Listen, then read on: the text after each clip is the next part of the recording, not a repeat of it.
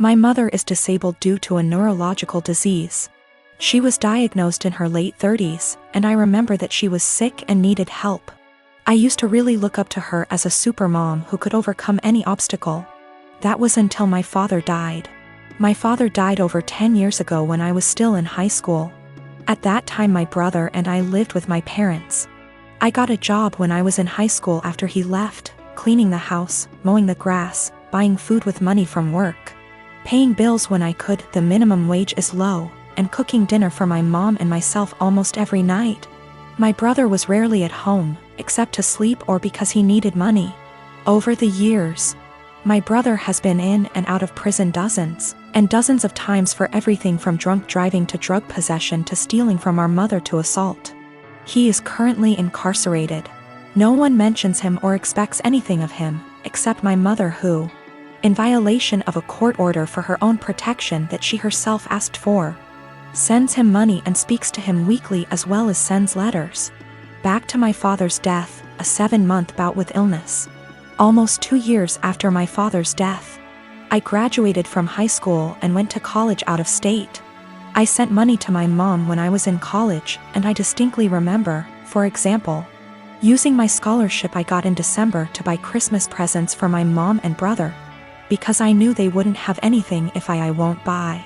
No one reciprocated, but I did not expect this. To be honest, I didn't care either until it became the norm over the next decade. That very Christmas, I was barely 18 years old, and I was collecting pennies to buy a cheap refrigerator after I returned home for the winter holidays with gifts, only to realize that there was no food in the house. My brother, in a drug-fueled rage, tore down the Christmas tree I had bought and decorated and threatened to kill himself if I didn't give him the money because no one loved him, and that would prove that I cared. It is important to note that even during this time, my mother continued to let my brother, who became a criminal, back to the house. I'll try to skip my college and graduate years, but suffice it to say that I met my current husband and spent less and less time at home. When I was at home or when my husband and I were visiting, it was like this: clean my mom's house, buy mom food, cook for mom, take care of my mom. I was and remain very firm with my mother that I would not let my brother in my life as he threatened to kill me over the prescription cough syrup, threw me down the stairs and broke down the door to get to me, and some of the money I had at the time. I have no doubt that he will try to harm my child, my husband or me in order to get what he wants. He told me he would find me and he would teach me a lesson for his perception that I wronged him for not giving him money, and I have zero contact with him. I have blocked all numbers that have anything to do with him, including friends he calls from outside the prison. P.S. My mother let him take my number from her phone. I told my mom for years that I didn't want to have my brother in my life until he stopped using drugs for at least 1 year. To date, he is unable to do so. He stole tens of thousands of dollars from her. She always says she won't let him back into her house, but she eventually forgives him and the cycle repeats. The next year, when he was released again, she told me in no uncertain terms that he would not live with her, but admits that she keeps in touch, sends him money, and thinks it is the devil in him that makes him addicted. He will return. I offered to help my mom move closer to me since I live in many states. My husband and I even asked the realtor to come out and start the process of registering our house so we could find a house with space for my mom. My only stipulation was that she not drag my brother into my son's life. She categorically refused. She also refused to go to nursing homes, despite the fact that I went to her of my own free will and received excellent recommendations from her doctors. Now that she had surgery this week, my family is out of the slums. To be honest, I'm outraged by this. I had people who couldn't even send me a mutual Christmas card and told me that I was neglecting my mother, refusing to take time off from work and go to her place to take care of her. They don't care that I don't have days off and that I will most likely lose my job. One even stated that I wouldn't put groceries on my desk. I wouldn't work for such an employer. It's easy to say those words, but say it to my hungry baby. They said, "Who do you think took care of you as a baby?" And frankly, it hurts me. Sometimes you have to learn how to deal with life. You can't just ignore it because getting on with life means losing your job. Walking away from my toddler in his growing up years and taking care of my mother, I guess? You can probably tell at this point that I'm fed up. I am in a stalemate when literally the only surviving family members tell me to quit my job, my family, my young child to take care of my mom and help her. They also refuse to give a timeline, saying it will be as long as she needs it. I am expected to take care of her 24 hours a day, 7 days a week, no questions asked. I also feel strongly that they resent my mother for asking them to do me a service. Even though I have explained many times that I offered her to stay with us and have the operation here, at no cost to her, mind you. And she refused. In response, they tell me that she has the right to be close to her friends. I also tried to explain that by bowing to her at every call. They give her an opportunity, but they don't want to hear it. They don't seem to hear me when I try to explain that. For example, helping her get out of the physical therapy room a week and a half before her doctor's recommendation gives her an opportunity, and ultimately hurts her independence. She is used to everyone doing everything for her. For example, during the last visit she was very upset that I did not take her to Walmart, because she had to go there almost before the baby went to bed. It was not emergency. She wanted to look around.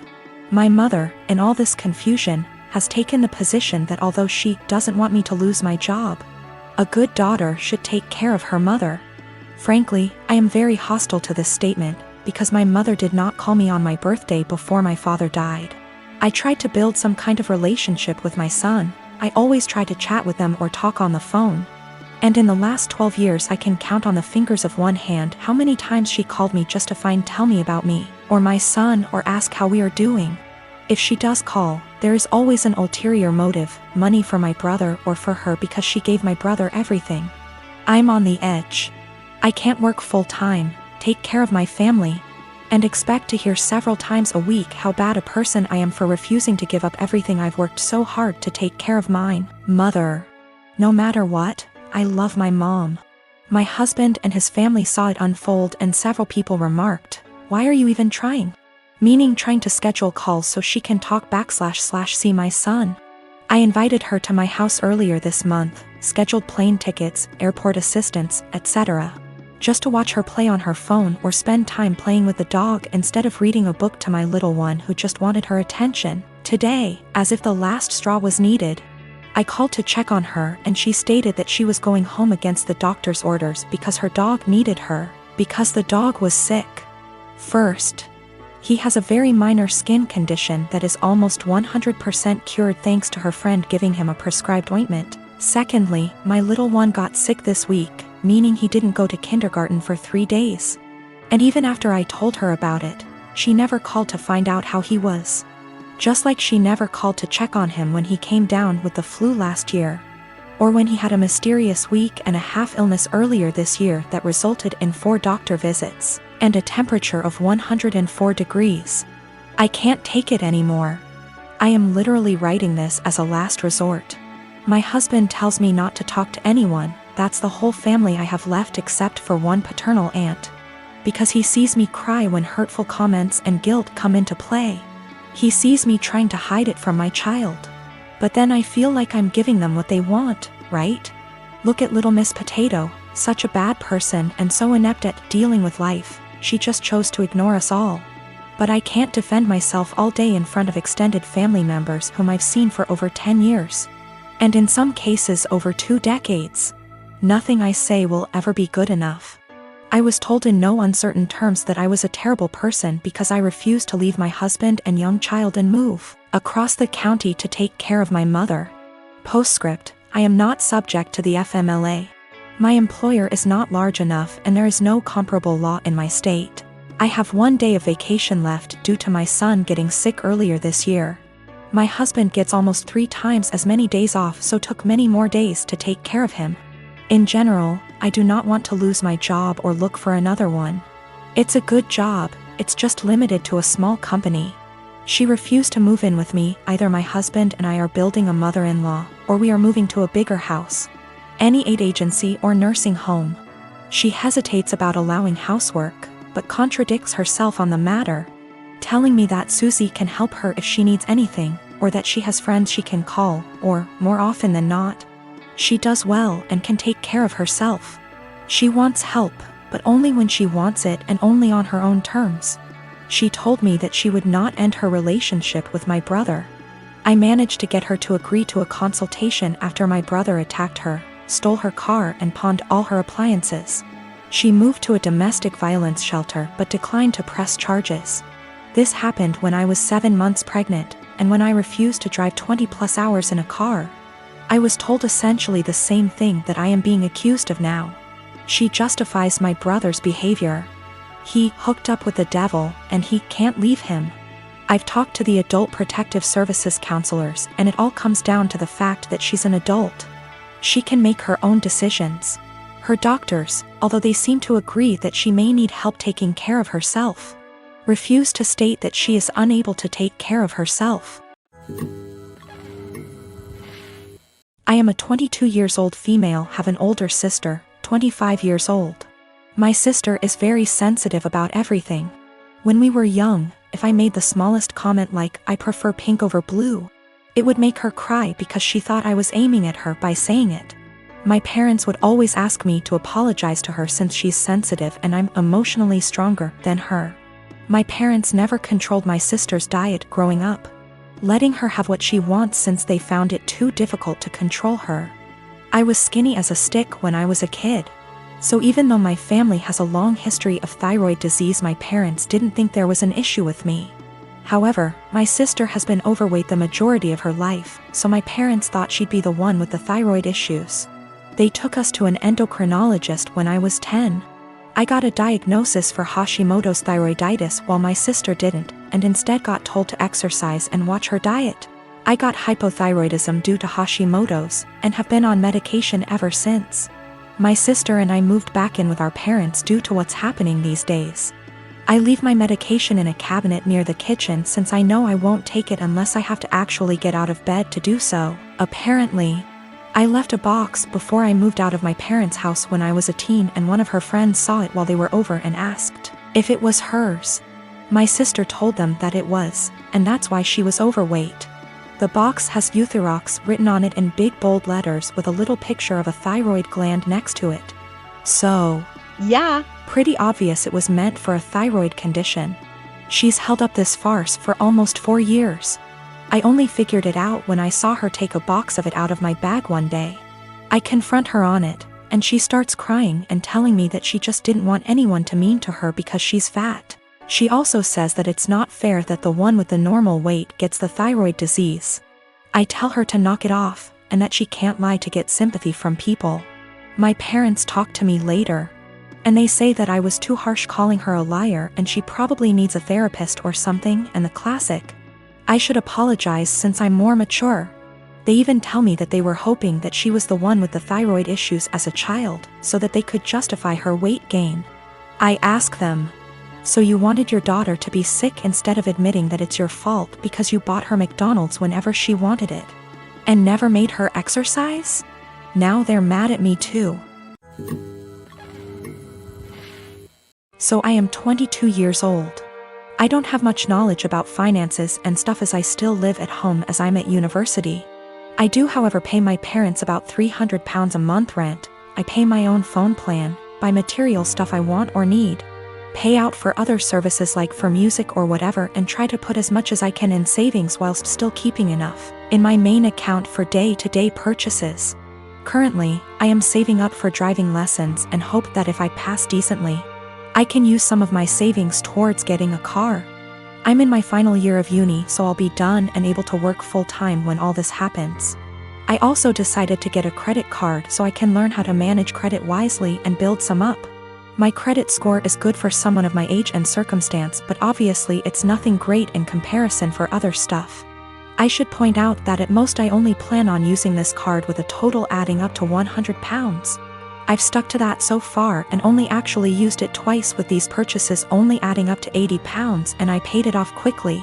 I do not plan on exceeding my limit anytime soon, as I've heard far too many horror stories of people just using their credit card too much cause it was handy and getting into debt. The only people I disclosed this to was my dad, as my mom has the tendency to blab to my brother and sister-in-law, both 28. She happened to overhear us talking one day, and before I knew it, my brother and sister-in-law got wind and asked me if they could use it. They both admitted they had debt spurred on by excessive credit card use and thought that since I basically had nothing owed on mine, it was free money. I told them quite politely that I was really uncomfortable with that idea and that I would owe the money and I can't magic up that kind of money. Things went quiet until a few days later they both turned up at the house. They were nice to start with but basically started demanding I let them use the card, and they tried to manipulate my mother into guilting me into doing it. I got really angry, and when my brother said I owe it to them because they used to babysit me up until a couple of years ago, I laughed in their faces and walked out. When I came home, I learned they tried to manipulate my dad and he kicked them both out. My mother then tried and he told her to go too, and she is currently staying with my brother and Sil. The only person on my side is my dad, who tells me they're all trying to take me for a ride and they're trying to manipulate me cause I'm young and they think I'm vulnerable. My brother, sister-in-law and mom on the other hand think it isn't a big deal letting someone else use my card. It's really messing with my head and I just want everyone to stop being in an argument. My husband and I come from the same background. The only difference is that his mother isn't of that ethnicity, so he wasn't raised in the culture like I was. When we started dating, I helped him reconnect with his roots. This eventually led to him reaching out to his estranged father's family and becoming close with them. I think my mother-in-law has sort of held that against me ever since. Throughout the course of our relationship, she has made multiple comments about how she doesn't like the amount of emphasis I put on my heritage. When we told her I was pregnant with twins, she later said something about not wanting her future grandchildren to care about that stuff like I do. I've learned to ignore her comments because trying to explain myself to her has never helped. And I try to avoid conflicts whenever I can. My husband and I decided that the babies would have a first name from our culture, and their middle name would be a typical American name. My parents did the same thing with my name too, so it was just a continuation of that tradition. My mother-in-law ended up seeing texts between me and my husband where we said the middle names. But she assumed that we were talking about first names, so she went out and got the babies matching sweaters, with the names printed on the front of them. She showed the sweaters to me after they arrived. And I thanked her for the gift but didn't correct her on the fact that those were the middle names. I was sort of peeved that she had snooped through text messages to try to find out the names before we told her anyway. So I didn't want to give her their first ones on top of that. Last night when she was over at our house, she told me how relieved she was that we had chosen normal names for her grandchildren, and not a ridiculously difficult to pronounce name like mine. My husband asked what she was talking about. She repeated herself and he told her that actually, the babies did have names just like mine and he expected her to learn to say them. She brought up the text messages and the sweaters she bought, and then my husband explained our plan for their names. She got really pissed at me after that. Said I let her look like a fool for accepting the sweaters instead of telling her the actual names, which we still haven't shared with her, and that she'd be calling them by their middle names since that's what she knows them as now. My husband ended up asking her to leave. And after she was gone he said he wasn't upset at me or anything, but that he thinks I should have just told her she had the wrong info, instead of lying.